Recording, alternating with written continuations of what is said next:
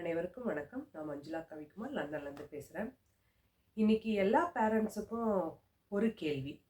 அது என்ன அப்படின்னா, உங்களுடைய குழந்தைகள் ஸ்கூலில் அவங்க ஃப்ரெண்ட்ஸ் கிட்ட என்னெல்லாம் பகிர்ந்துக்கிறாங்க அப்படின்னு நீங்கள் என்னைக்காவது கேட்டிருக்கீங்களா? உங்களுக்கு எல்லாத்துக்கும் ஒரு டெஸ்ட். அது என்ன அப்படின்னா, நீங்கள் உங்களுடைய குழந்தைங்கிட்ட இந்த கேள்வியை கேட்காதீங்க.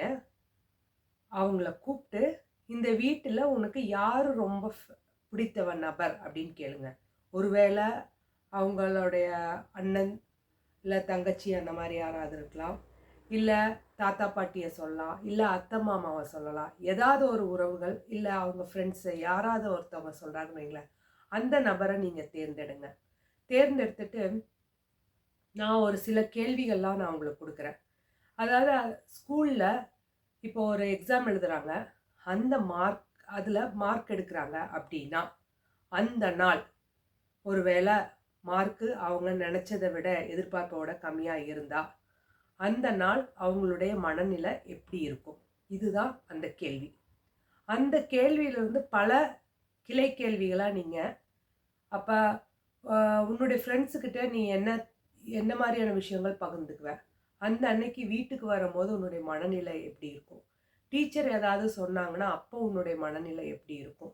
நீ என்ன மாதிரி ஃபீல் பண்ணுற அப்படின்னு நீங்கள் இந்த மாதிரியான கேள்விகளை நீங்கள் அந்த குழந்தைகிட்ட கேட்க சொல்லுங்கள். நீங்கள் கேட்காதீங்க, கண்டிப்பாக அப்பா அம்மா கேட்காதீங்க. ஏன்னா இந்த டெஸ்ட்டு பார்த்தீங்கன்னா நீங்கள் எவ்வளோ மார்க் வாங்க போகிறீங்கிறக்கான டெஸ்ட்டு தான். ஸோ அந்த பரீட்சைக்கான பேப்பரை நீங்கள் திருத்துறதுக்கான அனுமதி இல்லை. ஏன்னா நம்ம எழுதுன நம்மளே திருத்தினா நிறைய மார்க் போட்டுக்குவோம் இல்லையா? அப்போ அதனால தான் நான் அவங்களுக்கு பிடித்த யாரோ ஒருத்தரை தேர்ந்தெடுக்க சொன்னேன். குடும்ப நபர்களோ இல்லை உறவினர்களோ யாராக இருந்தாலும் சரி, அவங்கக்கிட்ட மனசை விட்டு கேளுங்க. ஏன்னா ஒரு அதிர்ச்சியான ஒரு விஷயம். நான் இங்கிருந்து அந்த விஷயத்தை கேள்விப்பட்டிருக்கேன், அங்கே இருக்கிற நீங்கள் கேள்விப்பட்டிருக்கீங்களான்னு எனக்கு தெரியல.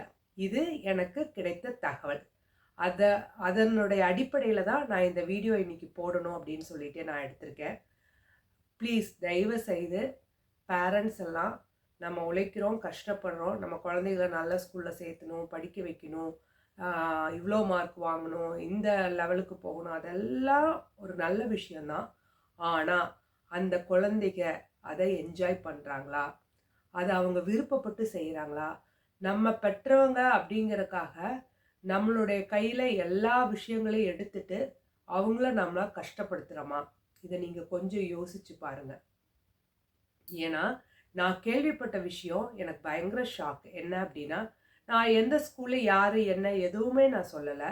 ஆனால் இந்த மாதிரி விஷயங்கள் தொடர்ந்து கேள்விப்படுறதுனால தான் எனக்கு இந்த மாதிரி வீடியோஸ் பண்ணணும் அப்படின்னு சொல்லிட்டு. ஏன்னா குழந்தைகளுடைய மனநிலைக்கு இப்போ இருக்கிற பேரண்ட்ஸு முக்கியத்துவம். நம்மெல்லாம் ரொம்ப லக்கி. ஏன்னா நம்ம பேரண்ட்ஸு நம்மளை இந்த அளவுக்கு மார்க் இவ்வளோ எடுக்கணும் அப்படின்னு சொல்லி எந்த பேரண்ட்ஸும் நமக்கு ரொம்ப அழுத்தத்தை கொடுக்கல. அதனால தான் இயல்பாக நம்ம அந்த விஷயத்தை நகர்த்தனால தான் இந்த அளவுக்கு நம்ம எல்லாருமே ஒரு நல்ல பொசிஷனில் நம்ம இருக்கோம். ஆனால் இப்போ நம்ம என்ன பண்ணிகிட்ருக்கோம்?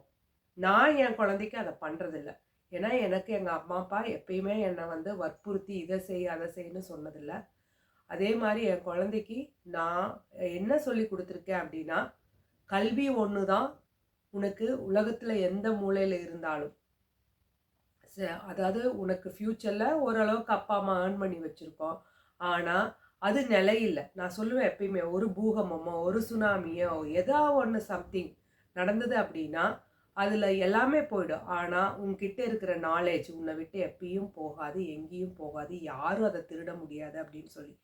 ஸோ குழந்தைகளுக்கு அந்த நாலேஜ் நம்ம கொடுக்கணும். ஆனால் நீங்கள் எல்லாரும் என்ன நினைக்கிறீங்க அப்படின்னா, அந்த சப்ஜெக்ட் நாலேஜ் தான் அது உண்மைதான். சப்ஜெக்ட் நாலேஜ் தான் நான் இல்லைன்னு சொல்லலை. இருந்தாலும் சப்ஜெக்ட் நாலேஜ் மட்டும் பத்தாது. நிறைய புத்தகங்களை, வாழ்க்கை அனுபவங்களை அவங்களுக்கு கற்றுக் கொடுக்கணும். அது ரொம்ப முக்கியம். இப்போ உங்கள் அங்கே நம்ம இந்தியாவில் இருக்கிற குழந்தைங்க என்ன அவங்க ஃப்ரெண்ட்ஸுக்குள்ளே பேசுகிறாங்கன்னு எனக்கு தெரியும், உங்களுக்கு தெரியுமான்னு தெரியல. அதாவது இன்றைக்கி மார்க்கு கம்மியாயிடுச்சு, எனக்கு வீட்டுக்கு போகவே பிடிக்கல, எனக்கு எங்கள் அம்மா அப்பாவே பிடிக்கல, எதுக்கு எடுத்தாலும் அவங்க டான்ஸ் கிளாஸ் போகிறாங்களா, அவங்க பியானோ கிளாஸ் போகிறாங்களா, நீயும் போ, நீ இதை படி, நீ எப்படியாவது இன்ஜினியர் ஆயிடணும், எப்படியாவது டாக்டர் ஆயிடணும், அந்த மாதிரி தான் சொல்கிறாங்க. எனக்கு பிடிச்ச விஷயத்த செய்ய அவங்க அனுமதிக்கிறது இல்லை அப்படிங்கிறதா அவங்களுடைய இதாக இருக்குது. என்ன அப்படின்னா நம்ம இதில் என்ன பார்க்கணுன்னா, நீங்கள் நினைக்கலாம் குழந்தைங்க சொல்கிறதெல்லாம் நம்ம கேட்டுட்டு அதுக்கப்புறம் அவங்க சரியில்லாமல் போயிடுவாங்க. அப்படியெல்லாம் இல்லை. அவங்களுடைய விருப்பத்தை நீங்கள் தெரிஞ்சுக்கிட்டு அதுக்கு வழிகாட்டுங்க அப்படிங்கிறத நான் இந்த வீடியோவில் சொல்ல வரேன். ஸோ நம்ம எல்லாரும் என்ன சொல்கிறோம், ஸ்கூலில் வந்து நிறையா வந்து காசு வாங்குறாங்க, அதை பண்ணுறாங்க இதை பண்ணுறாங்க, நம்ம வந்து ப்ளேம் பண்ணுறோம்.